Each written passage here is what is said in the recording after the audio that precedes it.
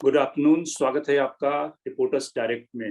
Basically reporters direct जो programme है, ये हमारे उन सब्सक्राइबर के लिए है, उन व्यूअर्स के लिए है जिन व्यूअर्स ने हमें सब्सक्राइब किया है। उनके लिए हम एडिशनल फीचर देते हैं ताकि वो स्टोरीज हम करते हैं फील्ड में जाकर, उसके पीछे की कहानी, उसमें क्या टिटबिट्स हैं, उसको जान सकें और रिपोर्टर से ज़्यादा वो एक पर्सनल बॉन्डिंग विकसित कर सकें, वो डेवलप कर सकें। अब चूंकि इस समय मैं वेस्टर्न यूपी, जो खास करके यूपी इलेक्शन का जो पहला और दूसरा फेज है, उस इलाके से दौरा करके लौटा हूँ और वो इलाका काफी क्रूशियल है। एक तरह से इस तरह से क्रूशियल है क्योंकि इसी बेल्ट में, इसी इलाके में जाट समुदाय और कहें कि फार्मर्स ने, यानी कि किसानों ने आंदोलन किया था।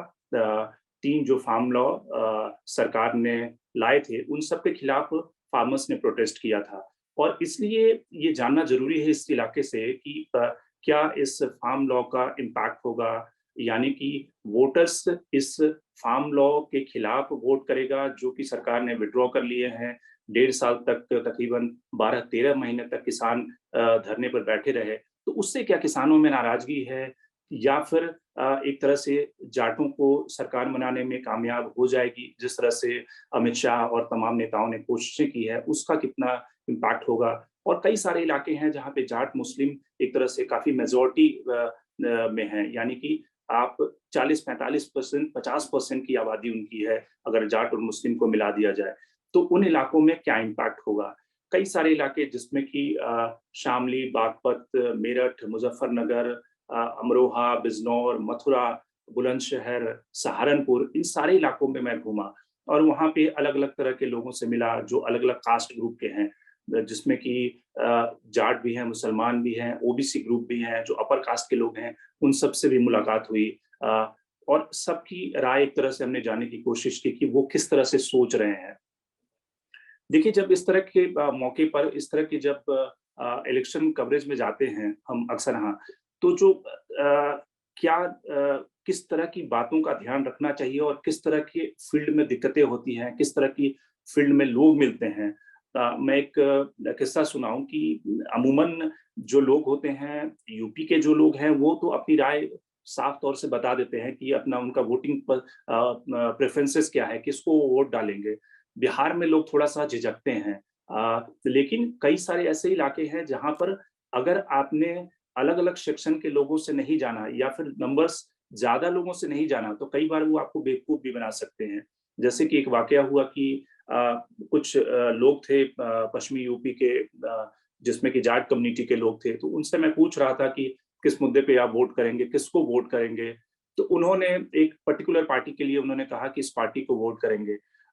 उसके बाद जब हम वहाँ से जाने लगे, तो उसमें से कुछ जो लोग थे, वो पीछे से हँसने लगे, उनके हँसने की आवाज़ सुनाई दी। तो मुझे स्ट्राइक किया कि ज़रूर इन्होंने जो कुछ बताया है, उन्होंने गलत बताया है और मुझे वो बेवकूफ़ बना रहे हैं एक तरह से।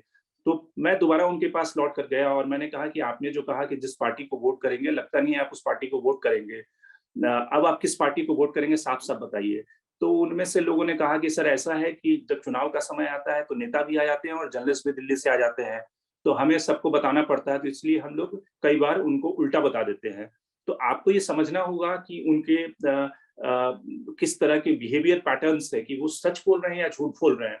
और इसीलिए कई बार जो एग्जिट पोल और कई इस तरह के ओपिनियन पोल होते हैं, आपने देखा होगा, गलत साबित हो जाते हैं, क्योंकि वो सही जो ग्रुप है, उसका चुनाव कैसे करना है, कैसे उनसे सवाल पूछने हैं, उसमें गफलत कर देते हैं। तो इसलिए ढेर सारे लोगों से आपको पूछना पड़ता है कि अच्छा, आप किसको वोट डाल रहे हैं। और कई बार ऐसा भी होता है कि जो अलग-अलग कम्युनिटी है, उसमें तय होता है कि उस कम्युनिटी के ज़्यादातर लोग किसके पक्ष में वोट करेंगे। जैसे मसलन त्यागी है, तो ये माना जाता है कि वेस्टर्न यूपी में त्यागी जो है वो बीजेपी को वोट करेगा। वो कई इलेक्शन से करता रहा है, वो अपर कास्ट है। वैसे ही ये सैनी, तो सैनी में से ज़्यादातर जो हैं वो वोट बीजेपी को करेंगे, कुछ हिस्सा हो सकता है छिटक सकता है, क्योंकि सैनियों के आप गाँव में जाएँगे तो ज़्यादातर जो लोग होंगे वो कहेंगे कि वो बीजेपी को वोट करेंगे। जाट जो है, वो जाटों में पिछली बार अगर पिछले 2-3 इलेक्शन को देखें, तो वो नरेंद्र मोदी के लिए, बीजेपी के लिए खूब उनमें उत्साह था। इस बार थोड़ा उत्साह कम गया है, जिसको हम कहते हैं कि जाट नाराज़ है, फार्मर प्रोटेस्ट, या कई सारी वजह हैं। तो इसलिए अलग-अलग ग्रुप में जाकर उनको समझना, उनके बीच में जानना कि वो सही बोल रहे हैं, गलत बोल रहे हैं। कई बार ऐसे भी किस्से होते हैं, जैसे कि एक किस्सा हुआ कि जो अभी खास करके आपने देखा होगा कि कई सारे ऐसे इलाके हैं कि जहाँ पर जाट जो किसान हैं या फिर आरएलडी के सपोर्टर हैं, वो बीजेपी के नेता जैसे ही गाँव में घुसते हैं, उनका विरोध शुरू कर देते हैं। वो धरना प्रदर्शन करते हैं। कई नेताओं को तो उन्होंने दौड़ा भी दिया, बीजेपी के कई नेताओं को वहाँ से भागना पड़ा। तो ऐसा ही एक वाकया हो गया कि एक गाँव में मीटिंग चल रही थी, संजीव बालियान की मीटिंग चल रही थी, जो केंद्रीय मंत्री भी हैं। और उस मीटिंग के दौरान ही एक ट्रैक्टर पे ढेर सारे आरएलडी के सपोर्टर आ गए और वो नारे लगाने लगे, संजीव बालियान मुर्दाबाद, संजीव बालियान मुर्दाबाद। और हमें लगने लगा कि अब तो संजीव बालियान से भाग खड़े होंगे। लेकिन संजीव बालियान ने बड़ी ही चतुराई से उनको हैंडल किया। उन्होंने कहा कि आप लोग का भी स्वागत है, आप भी इसी बिरादरी के हो, आप भी आओ, हमें बताओ कि आपकी क्या समस्याएँ हैं। अ, उनके कुछ जो सपोर्टर थे वो कहने लगे कैमरा बंद करो आप लोग, ये फिर वीडियो वायरल हो जाएगा। और फिर तो इस तरह की घटनाएँ भी हो रही हैं कि गाँव में, क्योंकि हर गाँव में आरएलडी के भी सपोर्टर हैं, बीजेपी के भी सपोर्टर हैं और जाट जो है वो बटे हुए हैं। वो ज़्यादातर जो है 60-70% अ, अगर आरएलडी को सपोर्ट कर रहे हैं तो 40-50% इस बार बीजेपी को सपोर्ट कर रहे हैं। तो एक ही गाँव में, एक ही गुट में, एक ही बिरादरी में कई सारे लोग बटे हुए हैं, तो इस तरह की घटनाएँ भी हो रही है। तो तरह-तरह की घटनाएँ हो रही हैं और तरह-तरह के आपको जब चुनाव में जाते हैं, तो आपको तरह-तरह के एक्सपीरियंस भी अनुभव करने पड़ते हैं। एक और आपको अनुभव बताऊँ कि जब आप इलेक्शन कवर करने के जाते हैं या फिर कोई भी आप न्यूज़ रिपोर्टिंग करते हैं, उसमें मुझे लगता है कि जो आपके कैमरामैन, रिपोर्टर के अलावा एक जो सबसे इंस्ट्रूमेंटल होता है, वो गाड़ी का ड्राइवर होता है। अब आप कहेंगे गाड़ी का ड्राइवर कैसे इंस्ट्रूमेंटल होता है रिपोर्टिंग करने में?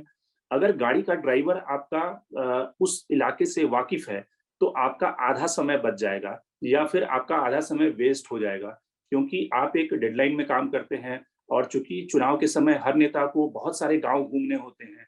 तो अब एक नेता थे जो कि अभी थोड़े दिन पहले ही बीजेपी में योगी सरकार में मंत्री थे, धर्म सिंह सैनी, उनको हम खोज रहे थे और वो एक गाँव से दूसरे गाँव से तीसरे गाँव, जिस गाँव में हम जाएँ उस वो वहाँ से भाषण देके निकल चुके होते थे। फिर हम दूसरे गाँव जाएँ तब तक वो निकल चुके होते थे। कई बार हम गाँव भटक गए। तो इस तरह से कई घंटों की जद्दोजहद के बाद हम उनको पकड़ पाए। तो ड्राइवर जो होता है वो काफ़ी एक इंस्ट्रूमेंट होता है कि अगर उस ड्राइवर को उस इलाके की जान-पहचान हो, तो आपका समय बचता है। जैसे कि राकेश टिकैत जिस गाँव में रहते हैं, सिसौली गाँव है जो जिस गाँव में रहते हैं। अब हुआ क्या है कि अक्सर हाँ आजकल के ज़माने में जो ढेर सारे ऐप्स आ गए हैं, तो उसके कारण कोई भी लोकेशन पे पहुँचने के लिए हम ऐप को उस पे डाल देते हैं गूगल ऐप में और उसके आधार पे हम पहुँचते हैं। अब सिसौली हमने डाला हमारे ड्राइवर ने और हम तकरीबन 2 घंटे के बाद सिसौली पहुँच गए। तो मैंने पूछा कि भई राकेश टिकैत का घर कहाँ पे है? तो लोगों ने बताया कि अरे! ये तो आप दूसरे सिसौली में आ गए हैं, ये तो मेरठ का सिसौली है।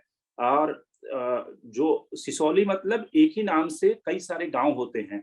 अब सिसौली जो हमें जाना था वो मुज़फ्फरनगर का गाँव है जहाँ राकेश टिकैत रहते हैं जो उनका गाँव है। हम पहुँच गए मेरठ की सिसौली में। तो इस तरह से जो अगर ड्राइवर और जिसको कहते हैं कि अगर आप ऐप्स के भरोसे रहेंगे तो कई बार आपका समय भी खराब होगा, आप गलत लोकेशन पे पहुँच जाएँगे।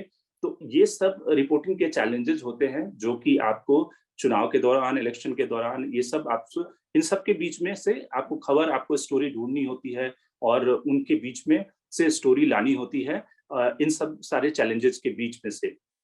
तो वेस्टर्न यूपी का जो पहला और दूसरा फ़ेज़ है वो काफ़ी क्रूशियल फ़ेज़ है और कई सारे हमारे जो सब्सक्राइबर हैं, जो व्यूअर्स हैं, उन सब लोगों ने भी सवाल पूछे हैं, तो अब उन सवालों को हम एक-एक करके लेना शुरू करते हैं कि वो क्या आखिर जानना चाहते हैं हमसे। सबसे पहले हम सवाल लेते हैं जो श्रीनिवासन वासुदेव साहब का है, ये बड़ोदरा से हैं। गुड आफ्टरनून सर और आपने जो सवाल पूछा है कि जाट वोटर्स जो हैं, वो क्या एन ब्लॉक वोटिंग करते हैं या फिर उनके जो खाप या उनके जो चौधरी होते हैं, क्योंकि ये सारे इनमें बहुत सारे खाप्स हैं, वो कितना इन्फ्लुएंस करते हैं इनके वोटिंग पैटर्न को। तो देखिए सर जैसा कि मैंने पहले बताया कि जो जाट कम्युनिटी है इस बार उसमें थोड़ा ज़्यादा डिवीज़न है। पिछली बार के 2014, 2017, 2019 की तुलना में उस समय कई सारे इमोशनल मुद्दे थे। उस समय बालाकोट का इश्यू था जिसके आधार पे जाटों ने बीजेपी को सपोर्ट किया था। इस बार वो फार्मर्स प्रोटेस्ट और शुगर केन के जो ड्यूज हैं, हालांकि शुगर केन के ड्यूज हर इलेक्शन में मुद्दा होता है, लेकिन इस बार वो सारे मुद्दे क्लब हो गए हैं, तो जिसके कारण जाट नाराज है। लेकिन वो इन ब्लॉक एक तरह से जो उनके खाप पंचायत हैं उनका असर तो होता है उनके वोटिंग पैटर्न पे, लेकिन ऐसा नहीं है कि बिल्कुल जो खाप पंचायत ने कह दिया वही जाटों को करना है, क्योंकि एक एक गांव में आरएलडी को भी वोट पड़ रहा है। अगर पिछले चुनाव में देखेंगे, संजीव बालियान का जो चुनाव था जिसमें कि अजीत सिंह उनके खिलाफ खड़े थे, तो अजीत सिंह को भी तकरीबन 5 साढ़े 5 लाख 6 लाख वोट पड़े थे और संजीव बालियान बहुत कम मार्जिन से जीते थे, 6 साढ़े 6 हजार के मार्जिन से जीते थे। तो इसका मतलब कि आरएलडी का वोट जो है उस इलाके में जाट लैंड में है और उसी आधार पे इस बार भी जाट वोट करेंगे। अगर वो समाजवादी और गठबंधन के लिए वोट करते हैं तो यानी कि एक गांव में दोनों पार्टियों के लिए वोट बैंक है और उसके आधार पे वो वोट करेंगे। खापों की बात, जिन गांवों में खाप ज्यादा एक इन्फ्लुएंशियल है वहां पे उनकी बात चलती है, लेकिन जाट पूरी तरह से उनकी बात मानेंगे ये भी कहना सही नहीं होगा। एक और सवाल लेते हैं, जो राजीव गोस्वामी साहब हैं बैंगलोर से सवाल पूछते हैं, वेस्टर्न यूपी को लेकर ही इनका सवाल है कि इस बार जो जाट की जो नाराजगी है वो चीफ मिनिस्टर योगी के लिए कितना बड़ा खतरा है, या फिर बीजेपी की इससे निपटने की स्ट्रेटजी क्या है, और क्या, या फिर बीजेपी बिना जाट के भी चुनाव निकाल सकती है। तो पहली बात जो कि जाट कितना क्रूशियल है, तो जाट तो निश्चित रूप से सर क्रूशियल है, क्योंकि आप देखें कि जिस तरह से पिछले दिनों में बीजेपी के तमाम जो बड़े नेता हैं, अमित शाह ने सारे जाट लीडर को दिल्ली बुला करके उनके साथ मीटिंग की। उसके बाद उस पूरे इलाके में जिस तरह से अमित शाह के स्टेटमेंट को देखें, योगी आदित्यनाथ के स्टेटमेंट को देखें, तो उनकी स्ट्रैटेजी क्या है? उनकी स्ट्रैटेजी ये है कि जाटों में कंफ्यूजन पैदा करना। जाटों में किस तरह से कंफ्यूजन पैदा करना? वो इस तरह से कि आप अगर देखिए कि जो पॉलिटिकल पार्टियों के नेताओं के बीच में अगर कोई मीटिंग होती है, अगर कोई सीक्रेट बात होती है जो फोन कॉल पे, उसको ओपन नहीं किया जाता। लेकिन अमित शाह ने जिस तरह से इस बात को ओपन किया और उन्होंने कहा कि जयंत चौधरी एक गलत पार्टी में है, हम तो चाहते थे कि वो हमारे साथ जुड़े। तो यानी कि वो एक जाटों में कंफ्यूजन क्रिएट करने की कोशिश कर रहे हैं। बीजेपी कोशिश कर रही है कि भाई जयंत चौधरी तो हमारे ही हैं, आप जयंत चौधरी को अलग मत समझो, ये चुनाव के बाद हमारे साथ भी आ सकते हैं, तो इसीलिए अपना वोट वेस्ट मत करो। तो इस तरह का जो कंफ्यूजन एक बीजेपी अपनी स्ट्रैटेजी के तहत कर रही है कि वो जाटों को कंफ्यूज करें और इसलिए जाटों का जो बड़ा वोट बैंक है वो हासिल करें इस कंफ्यूजन को क्रिएट करके। ये जयंत चौधरी तो डिपेंडेबल कैरेक्टर नहीं है, जयंत चौधरी के प्रति हमारी सहानुभूति है, वो कभी भी हमारे साथ आ सकते हैं, पहले भी बीजेपी के साथ इनका अच्छा रिश्ता रहा है। तो एक तरह से जाट भी सोचने पे आ जाए, करे जयंत को जब बीजेपी के साथ ही जाना है तो फिर तो हम बीजेपी को ही वोट दे दें। तो एक तरह से ये सब सारी स्ट्रैटेजी इस समय चुनाव में चल रही है। जो आपने सवाल ये पूछा था गोस्वामी साहब की क्या बिना जाट के भी बीजेपी चल सकती है? देखिए, बीजेपी की वेस्टर्न यूपी की जो स्ट्रैटेजी ये है कि वो जो ओबीसी जातियां हैं उनको पोलराइज करे, जो कि पिछले इलेक्शन में भी बीजेपी को मिला है, जिसमें कि गुर्जर हैं, सैनी हैं, इस तरह की जो तमाम जातियां हैं, कश्यप हैं, ये सारी जातियां कहीं ना कहीं जाट को काउंटर करे, जाट मुस्लिम की जो यूनिटी है उसको काउंटर करे। लेकिन जाट का वोट बीजेपी को चाहिए, बिल्कुल चाहिए। बिना, अगर उनका वोट नहीं मिलेगा, जाट और मुस्लिम नहीं मिलेगा, तो बीजेपी की संख्या वेस्टर्न यूपी में कम हो सकती है, आरएलडी समाजवादी पार्टी का फायदा हो सकता है। एक और सवाल जो सुरजीत गोस्वामी साहब पूछते हैं कि जो नॉन वोकल ओबीसी ग्रुप है, ये किस तरह से वोट करता है, इनके वोटिंग पैटर्न्स क्या होते हैं, इनसे हम लोगों ने बातचीत की क्या? तो निश्चित रूप से देखिए सर, जो जो नॉन वोकल ओबीसी ग्रुप है वो अक्सर, हाँ, अगर जो वोकल ग्रुप है जिसमें कि यादव हैं, जो वोकल ग्रुप है ओबीसी में, जाट जो वोकल ग्रुप है, लेकिन जो बाकी नॉन वोकल ग्रुप है, कश्यप है, सैनी है, ये सब भी एक तरह से अब मुखर हो रहे हैं, क्योंकि पिछले कुछ सालों में अखिलेश की जब सरकार गई उसके बाद से बीजेपी ने जिस तरह से इनको एक तरह से पैट्रोनाइज किया है, इनके ऊपर फोकस किया है, तो ये सब ग्रुप भी धीरे धीरे वोकल हो रहे हैं और वो अपने वोटिंग जो प्रेफरेंसेस हैं उसको बताते हैं, साफ तौर से वो बताते हैं कि लॉ एंड ऑर्डर अच्छा हुआ है, लॉ एंड ऑर्डर एक बड़ी प्रॉब्लम थी यहाँ पे। तो एक तरह से वो साफ संकेत देते हैं कि वो बीजेपी के लिए वोट करने वाले हैं, क्योंकि लॉ एंड ऑर्डर उनके लिए एक बहुत बड़ा मसला था और किस तरह से उनकी गाय खुल जाती थी, रात में बकरियां खुल जाती थी। तो एक तरह से वो भी वोकल हुए हैं। महिलाएं अभी वेस्टर्न यूपी में उस तरह से वोकल नहीं है, क्योंकि महिलाओं का आप हरियाणा से एक तरह से तुलना कर सकते हैं कि जो जाटलैंड है वहाँ पे जो एक परंपरा है कि महिलाएं घर में रहती हैं और पुरुषों को अधिकार है, तो महिलाएं उस तरह से वोकल नहीं है। लेकिन अगर दूसरी कम्युनिटी में जाएं, मुस्लिम महिलाएं हैं वो वोकल हैं, दलित महिलाएं हैं वो वोकल हैं। वो अपने वोटिंग परसेंटेज को बताती हैं, प्रेफरेंसेस को बताती हैं कि किस पार्टी को वो वोट करने वाली हैं। एक और सवाल सुन्नी कुरियन साहब का है, जो कि ये पूछते हैं कि क्या फार्मर्स जो फार्म लॉ लागू किए गए थे, उससे वो अपने को बेनिफिशियल मानता है और क्या इस बार वो इन ब्लॉक वोटिंग करेगा? निश्चित रूप से नहीं, क्योंकि देखिए जो फार्मर्स अगर ये महसूस करता कि फार्म लॉ उसके लिए है तो इतना बड़ा आंदोलन नहीं होता। और ये अलग बात है कि अब उस फार्म लॉ के प्रति जब सरकार ने वापस ले लिया है, तो अब वो कोई बहुत बड़ा मुद्दा वेस्टर्न यूपी में नहीं दिख रहा है। बड़ा मुद्दा अब वहाँ पे अनएम्प्लॉयमेंट, बेरोज़गारी है, केन के जो ड्यूज़ हैं, वो हैं, इलेक्ट्रिसिटी का जो बिल है, लॉ एंड ऑर्डर है, ये सारे मुद्दे हैं। फार्मर्स का जो तीनों कानून थे, वो वापस हो गए, तो इसलिए अब वो उतना बड़ा मुद्दा नहीं है। कुछ गाँव को छोड़ दें, जो जाटों के गाँव हैं, वहाँ पर वो कहते हैं कि उन्हें किस तरह से 13 महीने, 14 महीने वहाँ पे बॉर्डर पे बैठना पड़ा और वो राकेश टिकैत के प्रति अपनी सिंपैथी जाहिर करते हैं। लेकिन बाकी by and large farm law का और उसका कोई बहुत ज़्यादा इम्पैक्ट वहाँ पर नहीं दिख रहा। एक और सवाल जो हम लेते हैं, जो हमारे व्यूअर ने और जो सब्सक्राइबर हैं, उन्होंने पूछा है, मोनिका ने, कि जयंत के क्या चांसेस हैं, कि कितना वो कंसोलिडेट कर सकता है जाट उनके पक्ष में। देखिए, जयंत के लिए ये जो चुनाव है, क्योंकि पहली बार वो अजीत सिंह के बिना चुनाव लड़ रहे हैं, पहली बार वो अकेले चुनाव लड़ रहे हैं गठबंधन में समाजवादी पार्टी के साथ।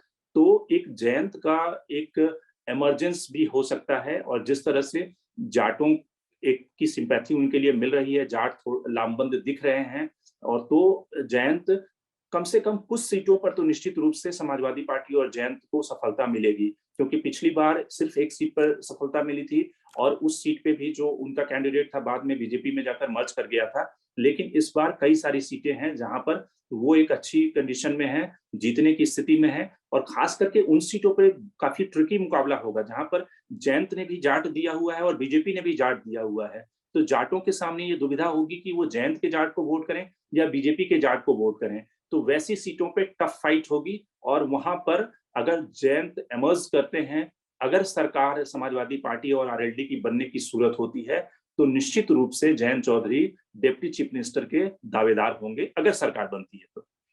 एक सवाल सौरभ अग्रवाल का है कि क्या जाट फैक्टर सिर्फ मीडिया का हाइप है, और क्या एसपी जो है वो बीजेपी का जो ओबीसी सपोर्ट है उसको डैमेज कर पाने की स्थिति में है? देखिए, अगर जाट फैक्टर को हाइप की बात करें तो सीएसजीएस के अगर पुराने आप आंकड़ों को उठाकर देखें, जो कि उन्होंने कई सारे इलेक्शन को उसके डेटा को इकट्ठा किया है और करते हैं, तो उन्होंने देखा है कि 2014, 2017, 2019 में जाटों ने एन ब्लॉक एक तरह से बीजेपी को सपोर्ट किया था। तकरीबन 70 से 80 और 90% तक जाटों ने सपोर्ट किया था।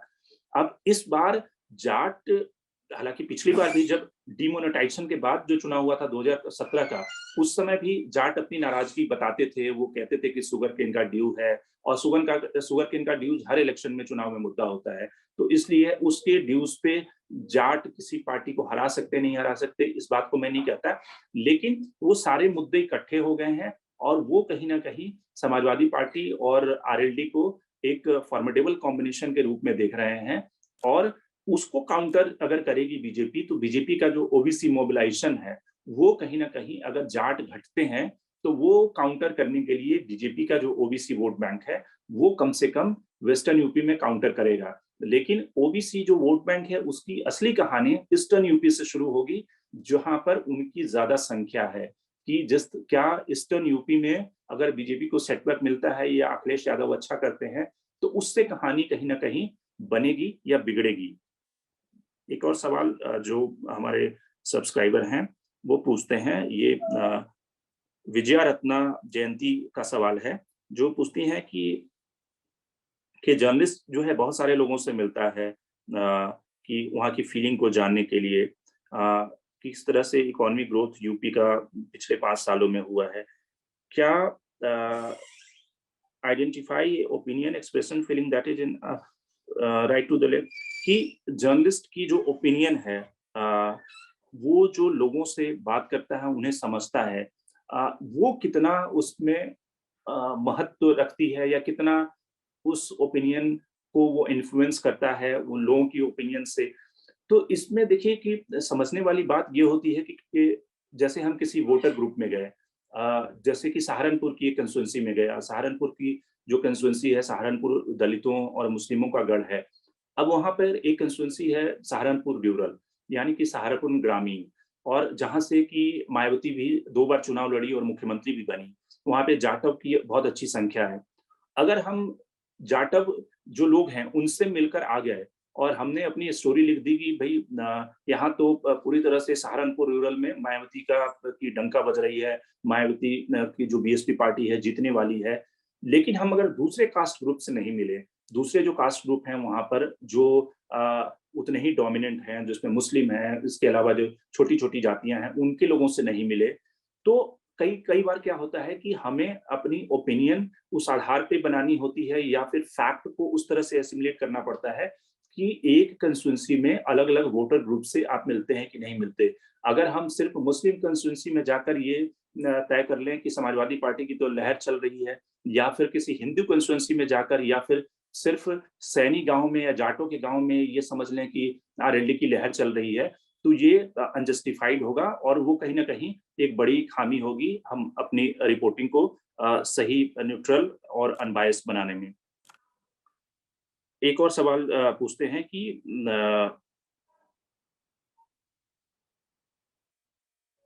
आपकी गट फीलिंग क्या है इस इलेक्शन को लेकर, खास करके यूपी इलेक्शन को लेकर? देखिए, अभी तक जो घूमने से ये लगता है कि सरकार के खिलाफ एंटी इनकम्बेंसी तो है। सरकार के खिलाफ अनएम्प्लॉयमेंट, महँगाई, जिस तरह से ढेर सारे मुद्दे हैं, कोविड के दौरान लोगों की मौतें हुई, इन सब के खिलाफ लोगों में एंटी इनकम्बेंसी है सरकार के खिलाफ। लेकिन एक जो बड़ा फैक्टर उस एंटी इनकम्बेंसी को काउंटर कर रहा है, वो लॉ एंड ऑर्डर की समस्या है। लॉ एंड ऑर्डर की समस्या, लोग कहते हैं कि बहन जी के रिजिम में, यानी कि मायावती के रिजिम में बहुत अच्छा था, यानी कि लॉ एंड ऑर्डर बहुत अच्छी थी, और अखिलेश के रिजिम में वो गड़बड़ा गया, खराब हो गया। योगी के रिजिम में, योगी की जिस तरह से इमेज, एक तरह से ब्रांडिंग जिसकी की गई है कि वो बुलडोज़र बाबा हैं, वो सब पे बुलडोज़र चला देते हैं। तो जो जनता के बीच में वो फीलिंग है कि कम से कम जो लॉ एंड ऑर्डर है, क्राइम की स्थिति है, वो कंट्रोल में है। कोई शाम में कोई घर से जा रहा है तो उसको, उसके साथ कोई चोरी डकैती नहीं हो रही है, छीना-झपटी नहीं हो रही है। तो लॉ एंड ऑर्डर जो बाकी एंटी इनकम्बेंसी के मुद्दे हैं, उसको कहीं न कहीं न्यूट्रलाइज़ कर रहा है। और एक तरह से बिहार के चुनाव में जिस तरह से हम देखते थे कि बीजेपी और जेडीयू ने कई सारे इलेक्शन जंगल राज के नाम पर निकाले, उस तरह से लॉ एंड ऑर्डर एक तरह से वेस्टर्न यूपी में इस समय काम कर रहा है। बाकी ईस्टर्न यूपी में काम करेगा कि नहीं करेगा, सेंट्रल यूपी में काम करेगा कि नहीं करेगा, बीजेपी वहाँ पे क्या अपने मुद्दे चेंज कर लेगी? क्योंकि इस समय बीजेपी का सबसे बड़ा मुद्दा लॉ एंड ऑर्डर है। जिस तरह से अखिलेश रिजिम में जंगल राज जिसको प्रचारित कर रही है, तो लॉ एंड ऑर्डर कहीं न कहीं न्यूट्रलाइज़ कर रहा है बाकी एंटी इनकम्बेंसी को। अब ये देखने वाली बात होगी कि कितनी इसके अलावा भी जनता वोट करती है। लेकिन मुझे जो लगता है कि अभी जो एक तरह से टक्कर जो है वो कांटे की टक्कर है, बीजेपी का एज है, बीजेपी जिस वोटिंग परसेंटेज पे है, वहाँ पे बहुत ज़्यादा डाउन जाने की संभावना नहीं दिखती। लेकिन अखिलेश यादव अगर 30-32% से शुरुआत कर रहे हैं, तो 36-37% पहुँचने में उनको 4-5% का ही एफर्ट लगाना है। वो एफर्ट जो है वो क्या ईस्टर्न यूपी में लगा पाते हैं, या फिर वेस्टर्न यूपी में जो जाट मुस्लिम के अलावा भी उनको बाकी जो कास्ट ग्रुप है, उसके वोट मिलते हैं कि नहीं मिलते, ये देखने वाली काफ़ी महत्वपूर्ण बात होगी। क्योंकि सिर्फ अगर 2 ब्लॉक के आपके वोट मिल रहे हैं, तो बाकी सीटों पर बाकी कास्ट ग्रुप के वोट नहीं मिल रहे हैं, तो सारी सीटें निकालना मुश्किल वाली बात होगी। तो इसलिए बाकी कास्ट ग्रुप उनको वोट कर रहा है कि नहीं कर रहा, क्योंकि अभी तक जो दिखा, उसमें बाकी कास्ट ग्रुप में कोई बहुत ज़्यादा उत्साह नहीं है। जो बाकी ओबीसी की जातियाँ हैं, वो एक तरह से अभी भी बीजेपी के साथ हैं, चिपकी हुई हैं, बहुत ज्यादा उनमें बिखराव नहीं दिख रहा, कम से कम वेस्टर्न यूपी में। तो वैसे में एसपी आरएलडी की सीटें तो बढ़ेंगी, लेकिन बीजेपी की सीटें बहुत ज्यादा कम हो जाएंगी, ये नहीं दिखता वेस्टर्न यूपी में।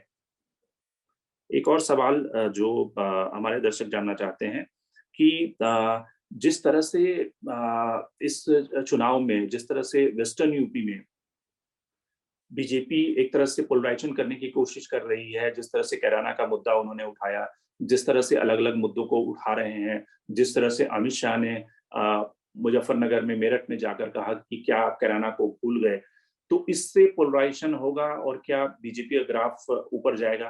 तो निश्चित रूप से देखिए कई बार क्या होता है कि जब किसी भी स्टेट में एंटी इनकम्बेंसी होती है, तो उसको पाटने का सबसे अच्छा तरीका होता है कि आप चुनाव को लोकल इश्यू से उठाएं और सेंट्रल इश्यू पे ले जाएं, किसी इमोशनल मुद्दे पर ले जाएं, सेंटिमेंटल इश्यू पे ले जाएं। इसीलिए बीजेपी कोशिश कर रही है वेस्टर्न यूपी में कि वो एक तरह से पोलराइजेशन वाले जो मुद्दे हैं उस पे चुनाव को ले जाए, और इसलिए कैराना का जिक्र हुआ, इसीलिए मुजफ्फरनगर दंगों का जिक्र हुआ, इसीलिए बार बार एक तरह से कहें कि कैराना और जो मुजफ्फरनगर दंगों की बात है उसका ही एक रिफ्लेक्शन है लॉ एंड ऑर्डर की प्रॉब्लम। लॉ एंड ऑर्डर में खास करके ये टारगेट करना कि एक पर्टिकुलर कम्युनिटी के लोग उस समय बवाल मचाते थे, दंगा करते थे, वो अपराधी थे। तो वो एक तरह से पोलराइजेशन की कोशिश है ताकि आपकी एंटी इनकम्बेंसी खत्म हो जाए, आप चुनाव को नेशनल इश्यू पे ले जाएं। इसीलिए अमित शाह अपने कैंपेन में 370 का जिक्र करते हैं, वो राम मंदिर का जिक्र करते हैं,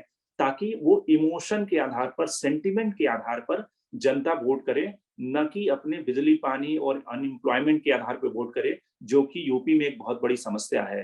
रोजगार एक बहुत बड़ी समस्या है। कई सारे इलाकों में वेस्टर्न यूपी का जो एक्सप्रेस वे बना हुआ है, उन एक्सप्रेस वे पर लड़के दौड़ते हुए आपको मिलेंगे सुबह-सुबह अगर चले जाएँ, तो आपको लगेगा कि ये लड़के सड़क पे क्यों दौड़ रहे हैं? सड़क पे इसलिए दौड़ रहे हैं क्योंकि वो सिपाही की परीक्षा और जो पुलिस की भर्ती की परीक्षा होती है, उसके लिए वो फिजिकल टेस्ट के लिए अपने को सड़कों पे तैयार करते हैं, क्योंकि ग्राउंड्स नहीं है। ग्राउंड्स नहीं है और सबसे बड़ी जो वहाँ पे है एम्प्लॉयमेंट की जो अपॉर्च्युनिटी है, हर गाँव में लोग सिपाही में भर्ती होना चाहते हैं, पुलिस में भर्ती होना चाहते हैं, और क्योंकि एक तो वो उनको लगता है कि ये परमानेंट जॉब है, एक थोड़ी-सी जाटों में शान की बात भी समझी जाती है कि हमारा बेटा तो पुलिस में है। वो किसी सॉफ्टवेयर इंजीनियर, वो मैनेजमेंट प्रोफेशनल, वो उन सब नौकरियों की तरफ नहीं जाना चाहते। ज़्यादातर सिपाही, इंस्पेक्टर और पुलिस में भर्ती होना चाहते हैं, और वो अपनी फिजिकल टेस्ट देते हैं एक्सप्रेस वे पे, क्योंकि ग्राउंड नहीं है। तो ये सारी एक तरह से ट्रेजेडी है यूपी की, और इसीलिए पॉलिटिकल पार्टियां जो होती हैं वो इमोशनल मुद्दे को उभारती हैं, ताकि जो ग्राउंड रियलिटी है जनता उसको उस समय महसूस न करे और वो इमोशनल मुद्दे पर वोट करे। अब ये सवाल है कि इस पूरे चुनाव में जो कि वेस्टर्न यूपी का चुनाव है, वो जो पहला दूसरा फेज है, वो क्या एक ही जैसी आबो-हवा, एक ही जैसा ट्रेंड, आप अगर शामली में जाएँ, बागपत में जाएँ, वही मुद्दे क्या मथुरा में भी हैं? क्या वही मुद्दे आगरा में भी हैं? क्या वही मुद्दे मुरादाबाद में भी हैं? और या मुद्दों में वेरिएशन है? तो देखिए अलग-अलग जो इलाके हैं, वहाँ के अलग-अलग अपने स्थानीय मुद्दे हैं। कहीं पे गन्ने की खेती होती है, तो कहीं पे आलू की खेती होती है। लेकिन जो भी खेती होती है, आलू की खेती हो, गन्ने की खेती हो, मस्टर्ड की खेती हो, वो बाज़ार का जो रेट है, उसमें किसान को फ़ायदा नहीं पहुँचता। उसको अपने रेट से कम ही पर ही बेचना पड़ता है, कम पे ही बिकता है। तो इसीलिए किसानों की जो समस्या है, जो किसानों का दर्द है, वो हर इलाके में एक ही जैसा है। दूसरा कि रोज़गार की समस्या हर जगह पे है, चाहे आप मथुरा में जाएँ या फिर आगरा में जाएँ, रोज़गार कहीं पे भी नहीं है। और आप इस बात को इस तरह से समझें कि जिस स्टेट में लॉ एंड ऑर्डर अगर सबसे बड़ा मुद्दा होगा, तो आप समझिए कि वहाँ पे इन्वेस्टर कैसे इन्वेस्टमेंट करेगा? वहाँ पे एम्प्लॉयमेंट अपॉर्च्युनिटी कैसे होगी? तो आप इस ट्रेजेडी को भी समझें कि जिस स्टेट में अगर कानून व्यवस्था ही सबसे बड़ा मुद्दा है, वहाँ पे मुद्दा ये नहीं है कि एस्पिरेशन और आकांक्षा और किस तरह से ग्रोथ को, जीडीपी को, हम इस स्टेट की जीडीपी को इस नंबर तक ले जाना है। वहाँ पर मुद्दा है कि रात में और शाम में हमें कोई घर में हमारे गाय को, हमारी बकरी को खोल ना ले, हमें रास्ते में आते हुए कोई हार्म ना पहुँचा दे, और जिस तरह से भी ओवैसी के ऊपर हमला हुआ। तो आप समझ सकते हैं कि वो स्टेट कितना बाकी जो डेवलपमेंट के पैरामीटर्स हैं उसमें वो कितना पिछड़ा होगा। जिस तरह से बिहार के बारे में एक ज़माने में कहा जाता था कि लॉ एंड ऑर्डर एक सबसे बड़ा समस्या है, तो इसलिए बिहार डेवलपमेंट के बाकी पैरामीटर्स में पीछे था। वहाँ पे हेल्थ की बात करें, एजुकेशन की बात करें, उसी तरह से यूपी में जिस भी स्टेट में अगर लॉ एंड ऑर्डर सबसे बड़ा मुद्दा होगा, तो डेवलपमेंट के बाकी पैरामीटर्स में वो स्टेट पीछे होगा। आपको लॉ एंड ऑर्डर से आगे निकलना होगा, तभी आप स्टेट को एम्प्लॉयमेंट, तभी आप वहाँ पे इन्वेस्टमेंट ला सकते हैं और डेवलपमेंट के बाकी पैरामीटर्स जो हैं, उस पे वो कामयाब हो सकते हैं। तो यूपी की ये ट्रेजेडी है, लेकिन चूँकि इस समय सारी पार्टियाँ एक तरह से लॉ एंड ऑर्डर को मुद्दा बनाए हुए हैं और हर पार्टी को लगता है कि लॉ एंड ऑर्डर को मुद्दा बनाना एक बहुत बड़े गौरव की बात है, प्राइड की बात है। तो मुझे लगता है कि इससे हमें आगे निकलना होगा। तकरीबन जो हमारे व्यूअर्स थे, हमारे जो सब्सक्राइबर हैं, उन सबके सवालों के जवाब हमने देने की कोशिश की है।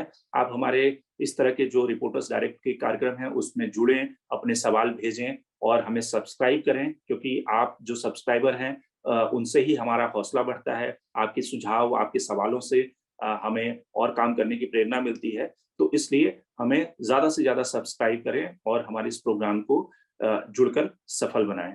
बहुत-बहुत शुक्रिया आपका हमसे जुड़ने के लिए।